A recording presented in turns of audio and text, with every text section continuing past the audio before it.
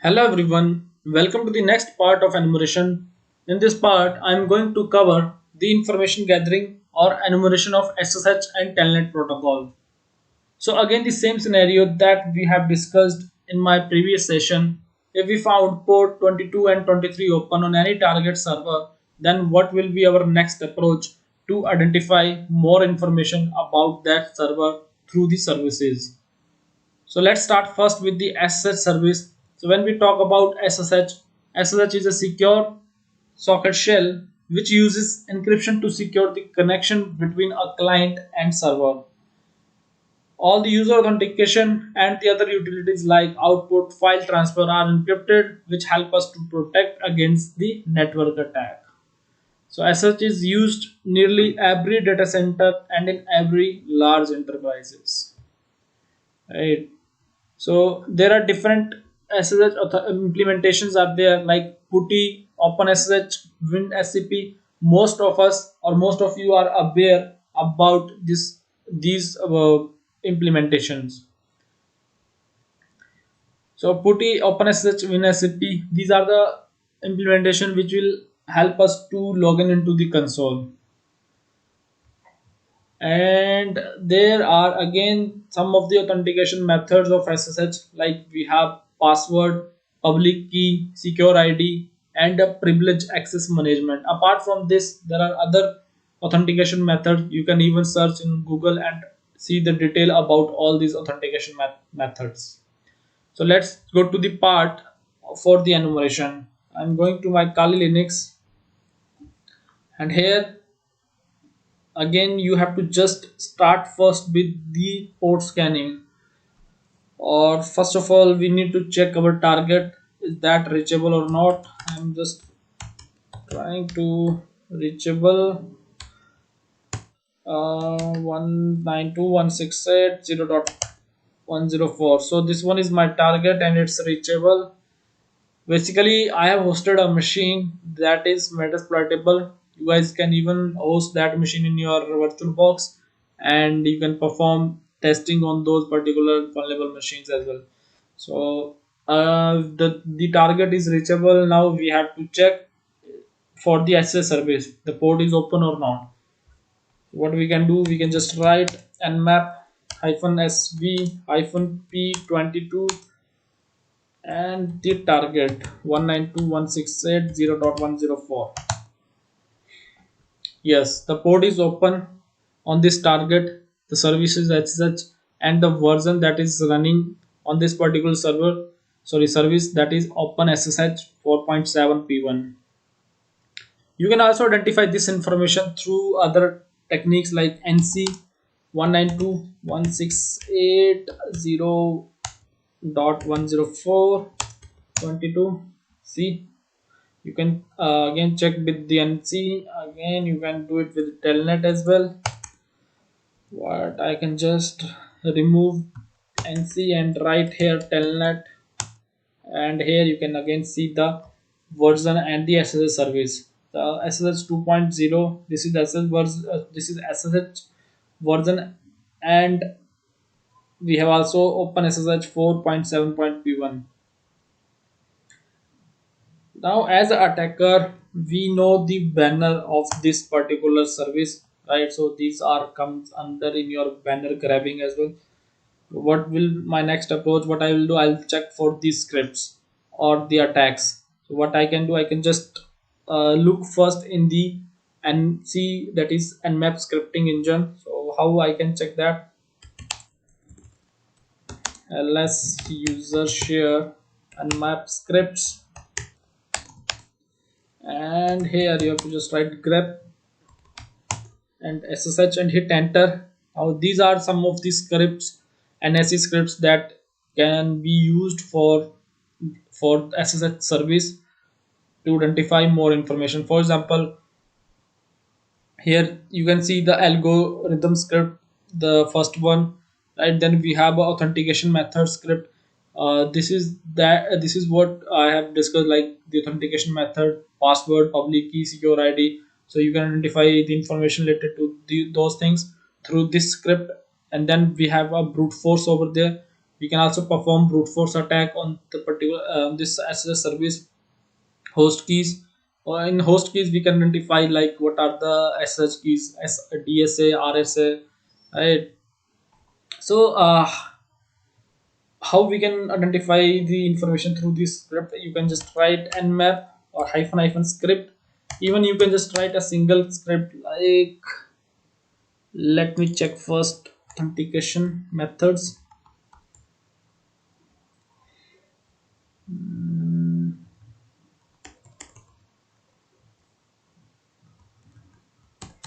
And hyphen p22, that is port number 192.168 is your target, and hit enter. So here you can see the authentication methods, public key, password. So we have identified these two information like password they are using for authentication and public key they are using for authentication, right? So these two methods are they are using. So same, you can use the brute force or you can use two or three scripts as well.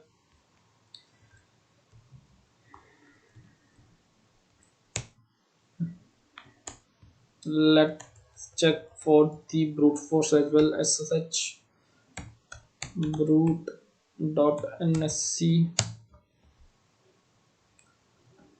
Yes, it's trying to brute force on this particular service. Here you guys can see the pairs like root, admin. So this way it will also perform the brute force through nmap scripts, right? So this way you can identify more information about this use of script. And if you guys uh, want to run the default script, you can just write hyphen small s capital C as well, right? So this way you can also identify the default scripts. Basically it will run all the default scripts for port 22. And then you can also perform brute force attack on this particular port. So for that you have to use the tools like hydra and crack, and there are a lot of tools for brute force attack. You can even search on google and you can you can find a list of brute force tools. So here I'm just using hydra, for example, hydra hyphen l for login, hyphen p for password. So I can write any password, p for pass, and the target. And here you can mention if you want the threading, then you can just mention threads, hyphen t for threads, 4 is the default for ssh. And here you can just write ssh and hit enter. So it starts. Let's check. So this way you can perform a brute force on the port 22. So here we didn't find the valid password, so for that we can use a word list or dictionary, we can say. So for that what we can do, so you have to remove this one hyphen p,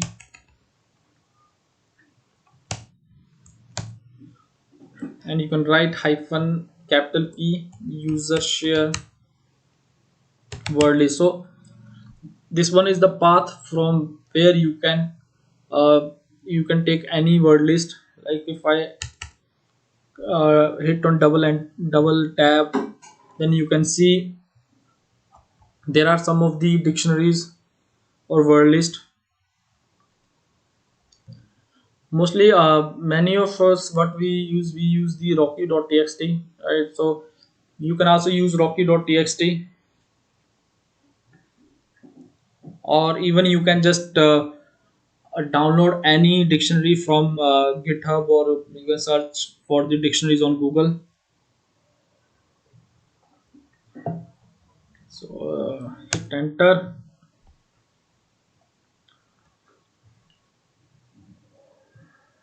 Our hydra starts.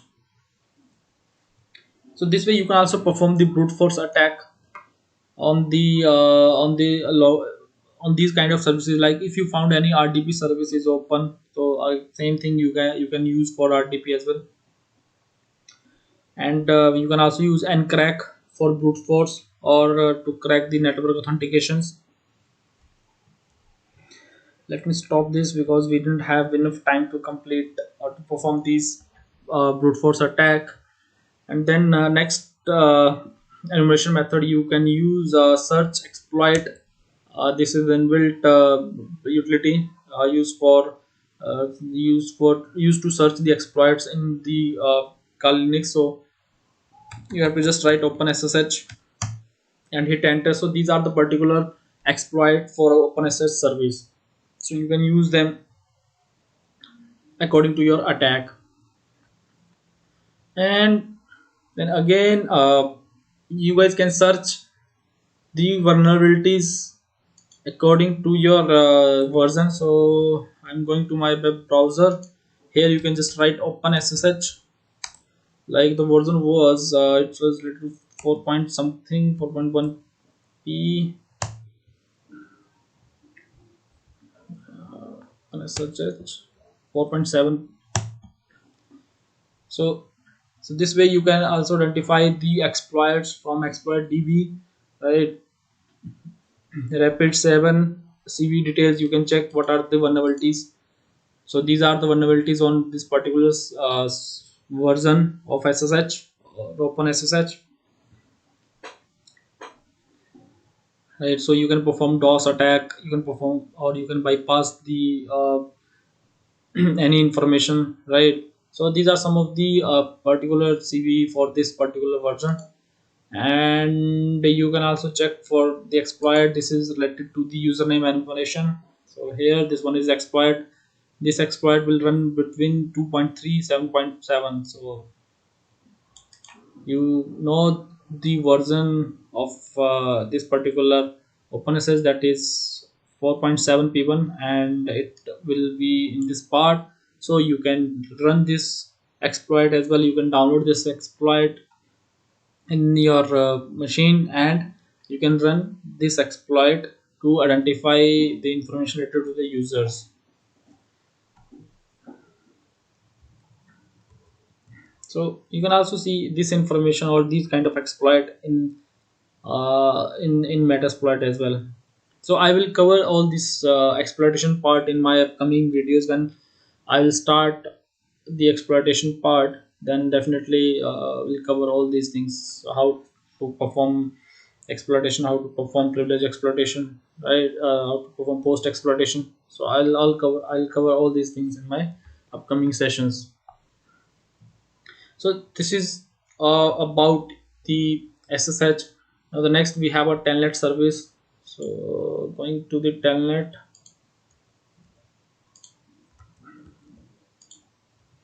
So yes, so telnet is as you know, the telnet works on port number 23, and the telnet is a client server protocol that provide the user a terminal session to the remote host from the telnet client application.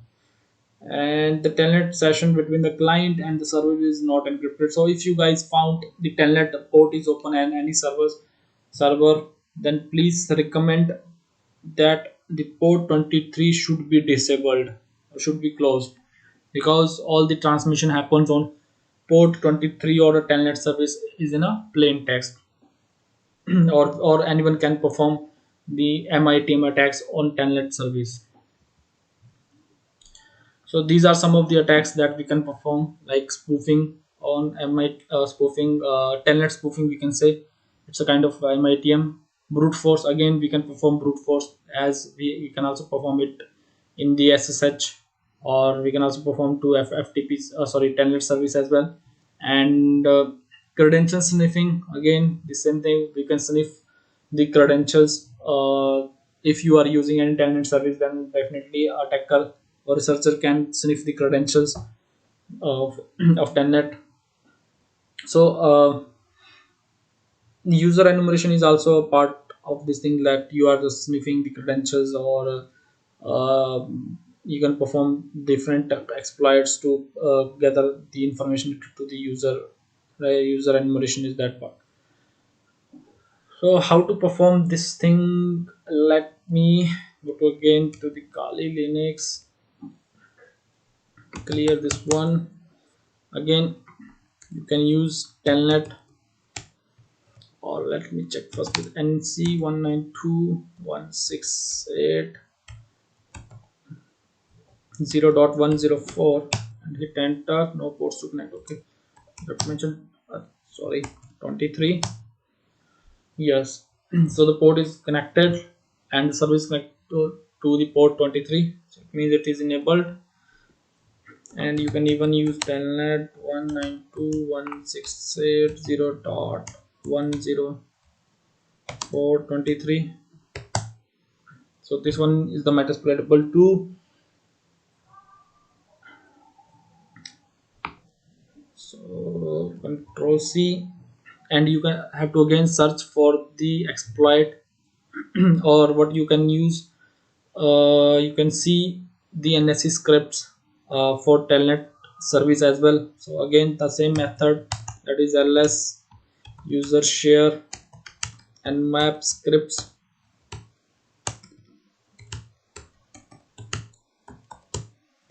and you have to just grab for the telnet.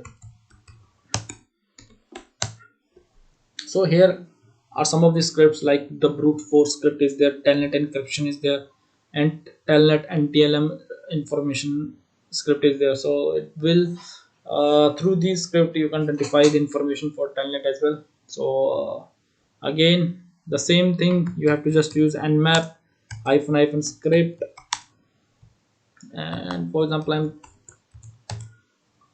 taking the first one, brute force, and hyphen t, that is for port number 23, and you have to mention the target 192.168.0.104 and hit enter.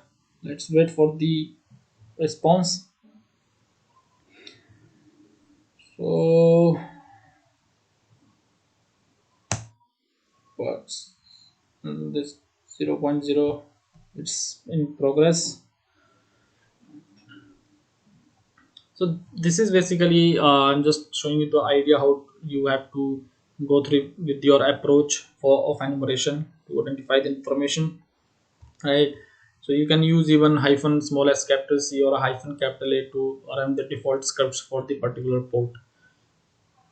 Again, then let me show you one more demo, that how you can sniff the credentials in the network. If you are using any telnet service, then how to use sniffing, how to perform sniffing. Telnet, again you have to just write telnet 19 sorry 192.168.0.104, and you have to mention your port number.